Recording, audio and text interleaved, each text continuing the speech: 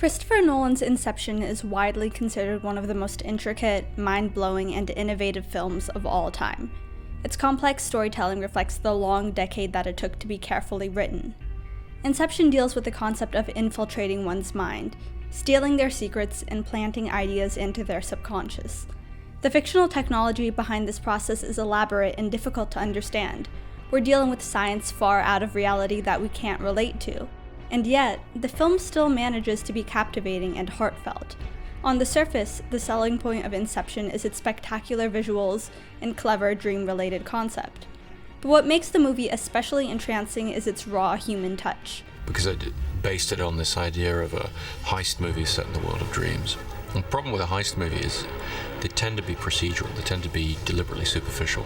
And so it took me a long time to realize that when you're dealing with the world of dreams, that's not enough. You need emotion.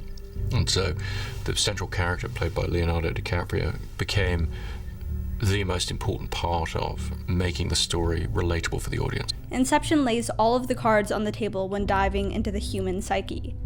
The human psyche is the totality of the conscious and unconscious mind. Aspects of this include our perception, emotion, motivation, and cognition. The revolutionary neurologist and founder of psychoanalysis Sigmund Freud developed a theory that states that we have knowledge stored deep within our brain that is difficult to access with our conscious minds. Inception infers the same, as you must be dreaming for this information to be obtained. Our mind continuously does this. We create and perceive our world simultaneously, and our mind does this so well that we don't even know what's happening. And just like how information from a traumatic situation can be difficult to recall in real life, a trigger of one's mind in Inception can also make it difficult to extract information. When the characters make it clear to their subject's mind that they're infiltrating their brain within a dream, the subject's mind will start to defend itself in an attempt to get rid of the intruder and protect its secrets. Nolan further follows the studies of researchers when observing the power of dreams when recollecting information. It is understood that dreams help us to process our thoughts and emotions in a way that we may not be able to in our conscious minds. It is not uncommon to store information deep in the inner workings of our brain that is difficult to confront, such as with post-traumatic stress disorder, which protagonist Dominic Cobb displays symptoms of. Cobb is haunted by projections of his wife, and he's terrorized by visions of his children everywhere he goes. The projections and visions are symbols of his guilt. Cobb carries a heavy conscience for his indirect role in his wife's suicide. And I planted an idea. A simple little idea that would change everything. Cobb performed Inception on Mal in order to convince her that the limbo they were in wasn't real, so that they could kill themselves and return to reality. But after they did so, Mal became obsessed with the idea that even reality was a dream, that her kids were projections, and that she and Cobb needed to die in order to return to their real lives. People often use sleep as a form of escapism. It's necessary for our health, but sleeping too much can be a sign that you're trying to escape your problems and feelings.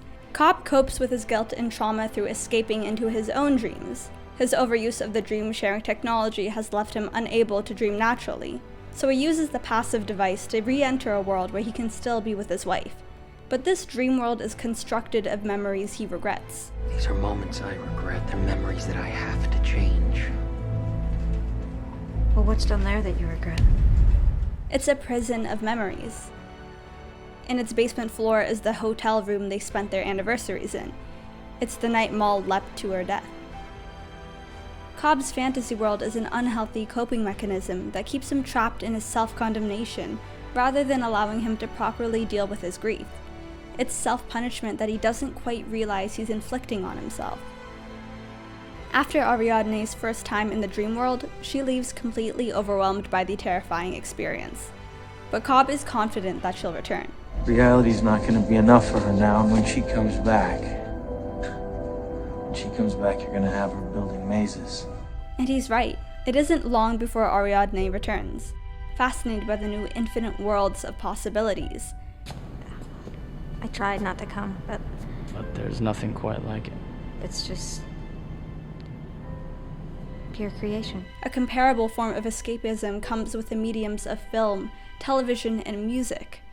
Modern society has become very dependent on these forms of media to relieve ourselves of the struggle of our daily lives. because for the duration of the movie, TV show episode, or even song, we can block out our reality.